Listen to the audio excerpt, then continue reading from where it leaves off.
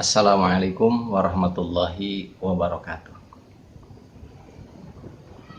Sahabat Irema yang dirahmati Allah, tutorial kali ini saya akan menyampaikan tentang praktik wudhu, yang mana pada malam Kamis pengajian kemarin, mohon maaf saya tidak bisa menjawab pertanyaan-pertanyaan dari sahabat Irema semua karena alokasi waktu yang terbatas. Sebelum praktik wudhu, ada yang harus dilaksanakan terlebih dahulu, yaitu yang disebut dengan sunnah dalam wudhu. Kemudian nanti ada makruh dalam wudhu, kemudian fardu wudhu, dan praktik. Oke, sahabat Irema yang dirahmati Allah, perbuatan yang disunatkan sebelum kita melakukan wudhu sesuai dengan perbuatan yang dilakukan oleh Rasulullah Shallallahu Alaihi Wasallam. Di antaranya satu at-tasmiyah, artinya membaca Bismillahirrahmanirrahim. Karena Rasulullah SAW telah bersabda dalam satu hadis yang diriwayatkan oleh Imam Ahmad wa Abu Daud wa Tirmidzi, la wudu'a liman lam yadhkurismallahi alaihi. Artinya tidak ada wudhu atau tidak ada pahala wudhu liman lam yadhkurismallah, bagi orang yang tidak menyebut nama Allah atau bismillah atau Bismillahirrahmanirrahim. Maka sahabat disunatkan untuk membacakan Bismillahirrahmanirrahim sebelum melakukan wudhu. Kemudian yang kedua, sunnah dalam wudhu itu adalah ghuslul kaffaini salasan, membasuh dua telapak tangan 3 kali. Telapak tangan itu yang kelihatan putih begini. Sementara kalau kita miringkan, walaupun kelihatan putih begini, itu tidak tergolong telapak tangan. Jadi yang dimaksud dengan telapak tangan itu, ini bagian ini, muka depannya. Kalau sampingnya di kiri, maka tidak termasuk telapak tangan. Sahabat yang dirahmati Allah, karena kita tidak tahu waktu kita tidur itu tangan tinggalnya di mana, nggak tahu, maka kita basuh dulu tangan. Kemudian yang ketiga adalah as-siwaku. Nah, istilahnya menyusur dulu, bersikat dulu, membersihkan bagian-bagian dari gigi kita. Kata Rasul, laula an asyqa ala ummati la amartuhum bisiwaki ma'a kulli wudu'in. Seandainya tidak memadaratkan kalian, tidak memadaratkan kita, maka Rasulullah akan mewajibkan melakukan siwak. Nah, untuk itu Rasul hanya menyunatkan saja, sunnah melakukan siwak. Kemudian yang keempat, sunnah wudhu itu adalah al-madmadoh. Madmadoh itu artinya berkumur-kumur dulu. Arti daripada al-madmadoh, wahiyya tahrikul ma'i, menggerakkan air, fil ma'i di dalam, ya, fil fami di dalam mulut. Tahrikul ma'i fil fami, menggerakkan air yang ada di dalam mulut.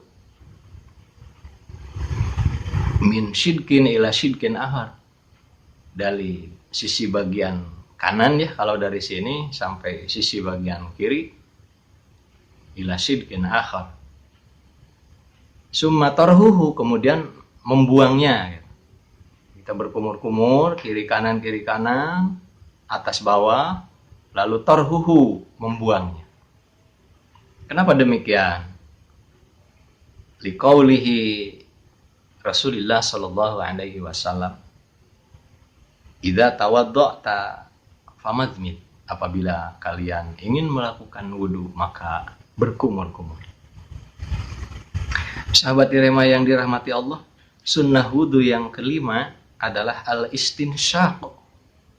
Al-istinsyaq. Ya, kemudian ada yang kedua, al-istinsyar.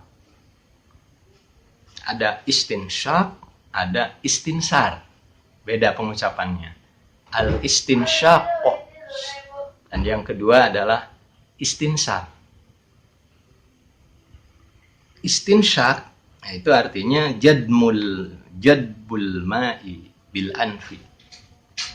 Jadbul ma'i bil anfi. Jadi menarik air bil anfi dengan hidung. Nah, kemudian yang dimaksud dengan istinsyaq, torhuhu binafsin, membuangnya dengan melakukan semburan napas itu. Torhuhu binafsin, membuangnya dengan semburan napas.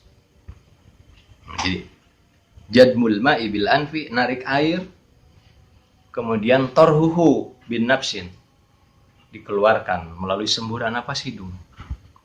Nah, itu namanya adalah istinsyaq. Jadi kalau istinsyaq, nah, itu menarik air ke dalam hidung. Sementara istinsyar mengeluarkan melalui napas hidung. Itu hukumnya disunatkan oleh Rasulullah Shallallahu Alaihi Wasallam. Hadisnya ada. Wabalig fil istinsyaki in la antakuna shaiman. Ini hadis diriwayatkan oleh Imam Ahmad, wa Abu Daud, wa Tirmidzi. Kemudian sahabat yang keenam di antara sunnah wudu itu adalah tahlilul lihyah. Nah, mengurai ini al-lihyah. Lihyah itu janggut ya, janggut. Diurai. Nah, kalau janggutnya seperti saya nggak usah diurai. Atau tidak diurai pun minimal nanti ada dipegang ke bawah, dibasahi dengan air, lalu tarik gitu ya, ditarik ke bawah. Itu kalau al-kassah, al-lihyatil kassah. Jadi janggutnya, bulu-bulunya itu lebat sekali. Ya, kalau sedikit cukup dengan tahlil. Tahlil itu artinya diurai agar kemasukan air maksudnya. Itu adalah hukumnya sunat juga. Sahabat Irema yang dirahmati Allah, kemudian yang ketujuh adalah al-ghuslu salasan. Membasuh bagian anggota wudu itu harus salasan. 3 kali. Idil fardu marratan wahidatan. Karena yang 1 kali itu hukumnya adalah fardu, sementara 2 dan 3 adalah hukumnya sunat. Jadi yang fardu, yang wajibnya itu adalah yang 1 kali basuhan. Nah, yang 2 dan yang 3 basuhan itu adalah hukumnya sunat. Lebih dari 3, 4, 5, sampai 6 kali karena was-was misalkan, nah itu hukumnya adalah makruh. Makruh hukumnya. Nah, di sini wataslisu sunnah. Sedangkan 3 kali dalam perbuatan membasuh anggota wudhu itu adalah sunnah. Dari yang 3, yang wajibnya adalah yang nomor 1.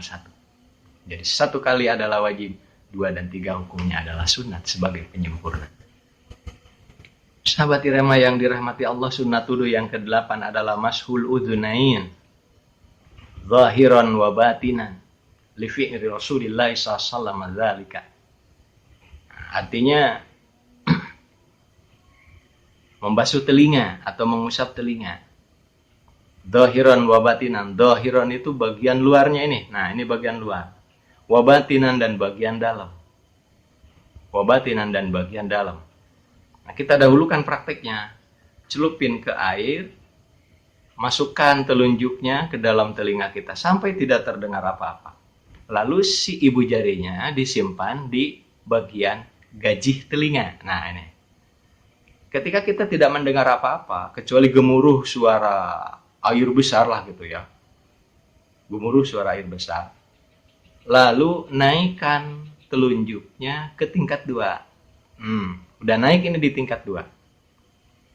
Kemudian ibu jarinya ditarik ke atas berbarengan dengan telunjuk. Nah, begitu. Itu adalah cara membasuh telinga.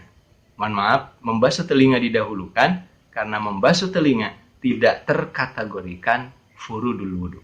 Oke, diulang. Mashul udhunain zahiran wa batinan.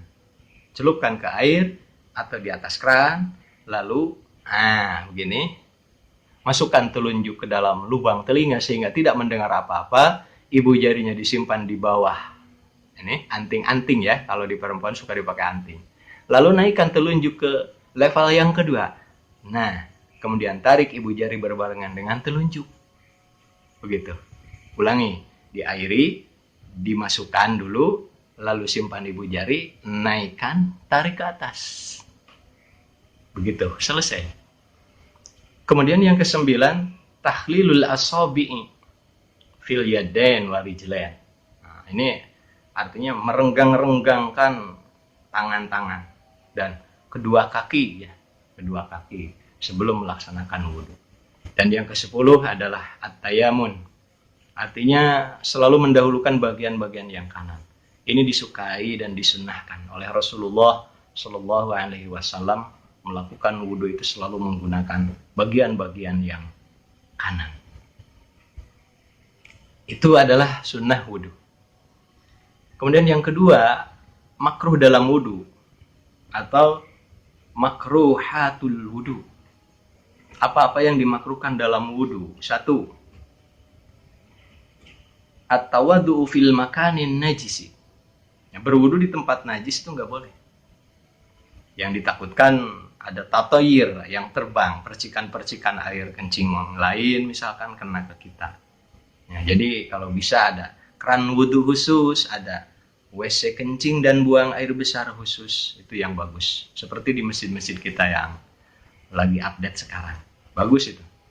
Jadi jangan di satu tempat, di sana, buang air besar di sana, kencing di sana, lalu kita wudhu di sana. Takutnya ada percikan-percikan yang kena kita. Karena itu adalah hukumnya makruh. Makruh wudhu yang kedua, az-ziyadatu ala salasi. Menambah bilangan dari 3, 4, 5, 6. Tadi dikatakan al-ghuslu salasan. Sementara kita 4 kali, 5 kali, 6 kali. Nah itu hukumnya adalah makruh. Kemarin sahabat ada yang bertanya, bagaimana kalau saya karena saya punya penyakit mang-mang atau was-was gitu ya. Yang alladzi waswisu fi sudurin nas itu, perbuatan mang-mang itu sebetulnya dari setan. Nah, harusnya 3 kali, ini malah 4 kali, 5 kali, 6 kali. Terus saja membasuh bagian-bagian sampai 11 kali.